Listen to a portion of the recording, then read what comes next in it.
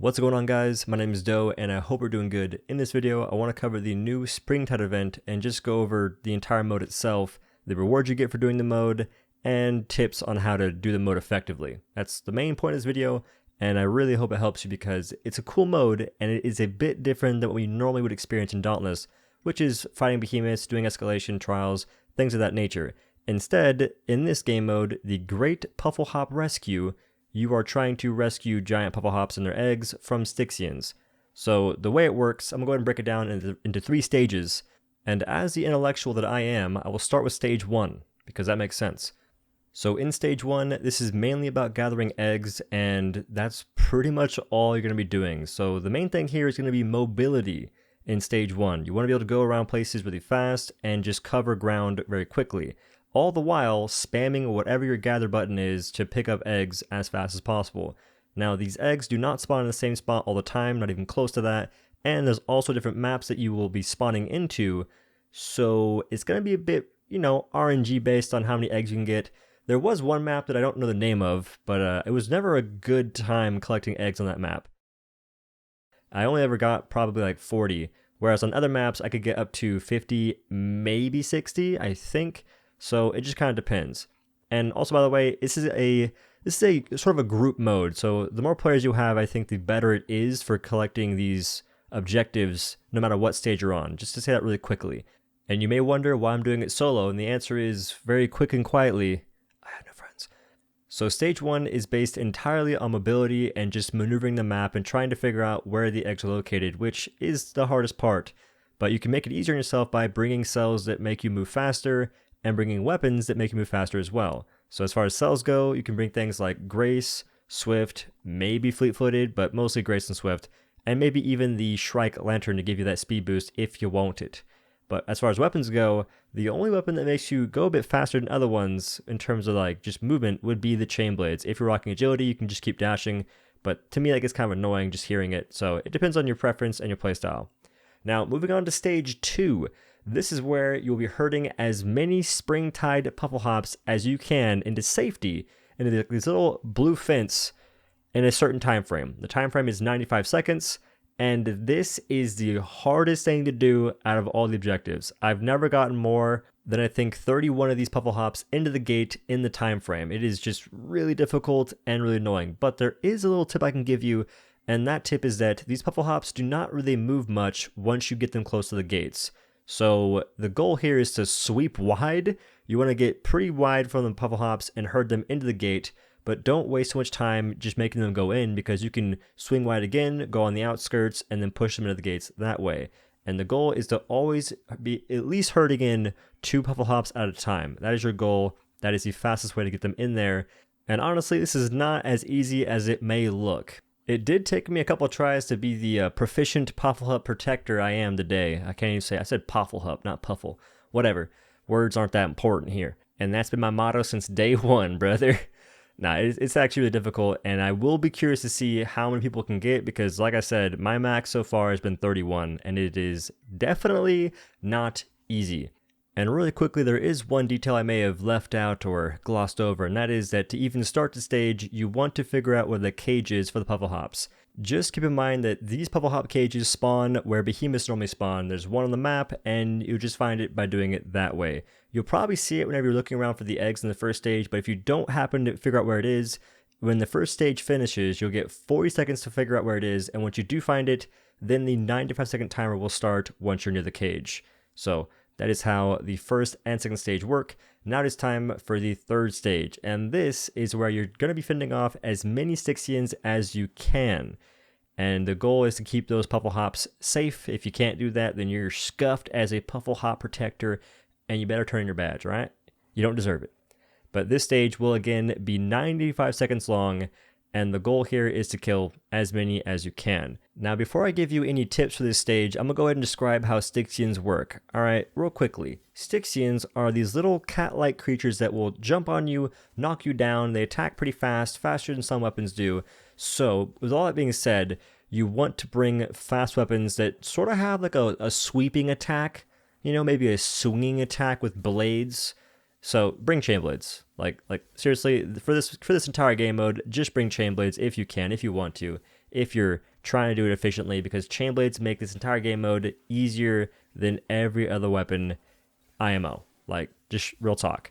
They've got great mobility. They have really good AoE clearing effects with their swinging blade attack, which is where you can just spin in a circle, easy clap.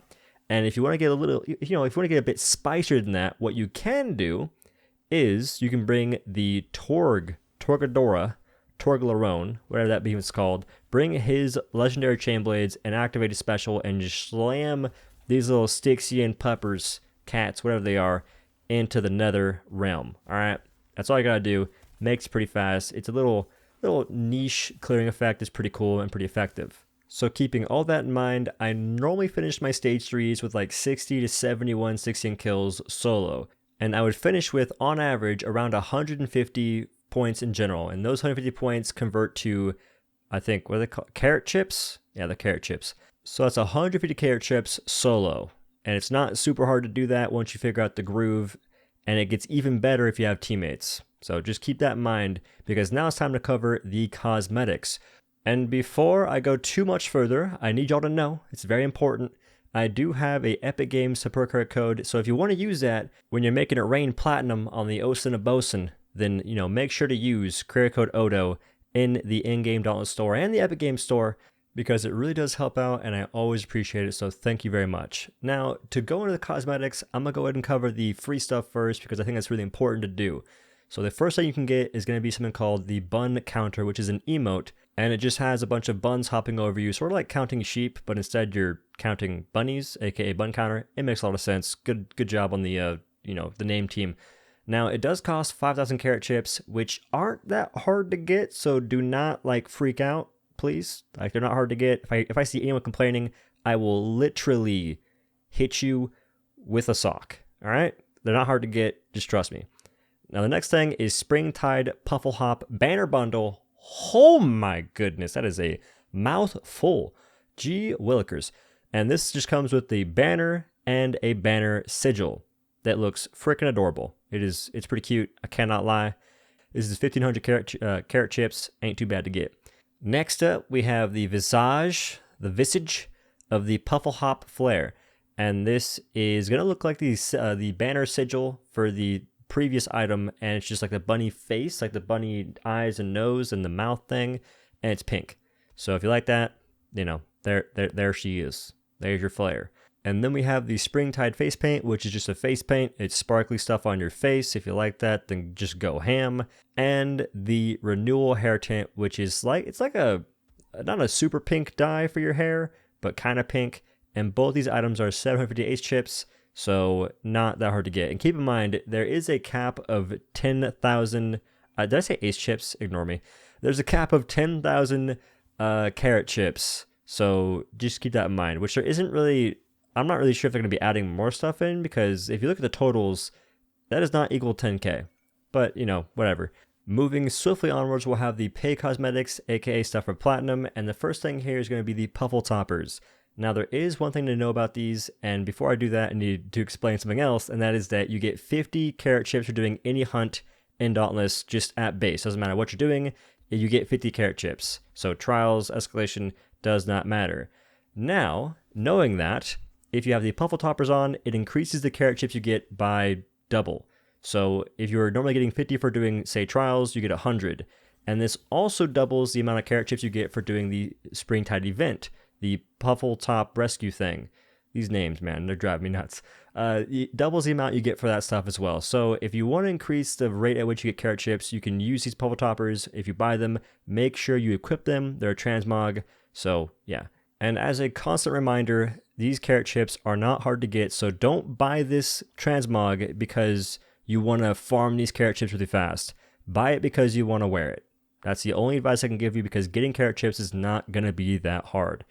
Anyway, moving on, we have the Hey There Arrival emote, which is again a pretty cute little cosmetic, because it's a big old haystack and you drop in it, you crawl out of it, and you crawl back in. It just looks pretty funny. I think it's kind of cute. I like it. And then lastly, we have the Puffle. Okay, this is where I draw the line. We have the Puffle Power Lantern Transmog. This is actually a salt on my eyes.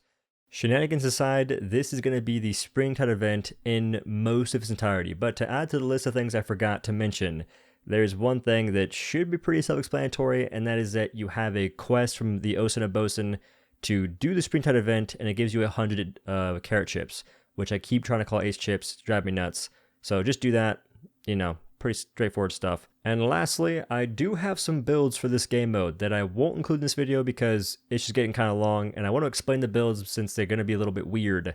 So I'll make a different video for that, keep an eye out for that when that drops. But that is the Springtide event. That is the video. Hopefully you liked it. If you did, make sure to like, maybe comment, and if you want to see more videos like this, subscribe. It's the best way to do it. And thank you very much for watching. I will see you in the next one. Peace.